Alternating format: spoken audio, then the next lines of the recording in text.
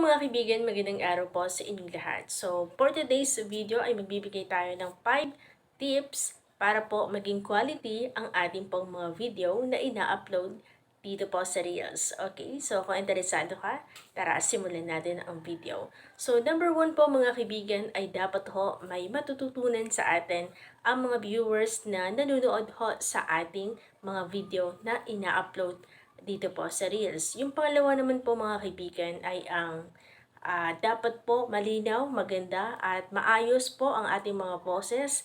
At syempre sa una po yan, medyo marami kang mali, pero okay lang yan, i-cut lang ho natin kapag meron po tayong mga pagkakamali dito ho sa ating video.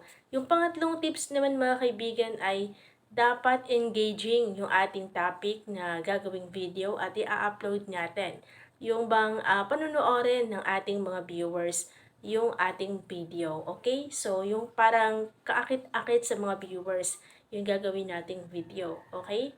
So, yung pang-apat naman nating tips ay dapat ho mga kaibigan magugustuhan ng ating mga viewers yung mga video na ginagawa po natin. Okay? Yung pang-limang tips naman ho natin mga kaibigan ay dapat po, ito importante ito kapag halimbawa kayo ho ay merong mga naiisip na posible na pwedeng maging content, ay isulat nyo na po kaagad. Kasi kapag matagalan ho yan mga kaibigan, ay nakakalimutan nyo na yung mga gusto niyo sabihin sa video ninyo.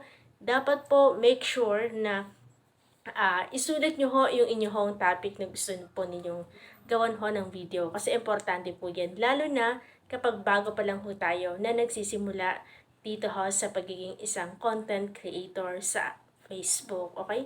Dito ho sa Facebook. Kaya importante ho na nagsusulat ho tayo ng script para ho meron tayong basis kapag tayo po ay nagsushoot or gumagawa ho ng video, okay?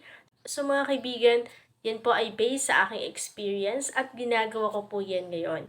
So, sana ho nakatulong sa inyo ang video na to. Kung nakatulong man, please huwag mo kalimutang mag-like, mag-share, at paki-follow naman po tayo para sa more videos na ilalabas natin. Salamat po!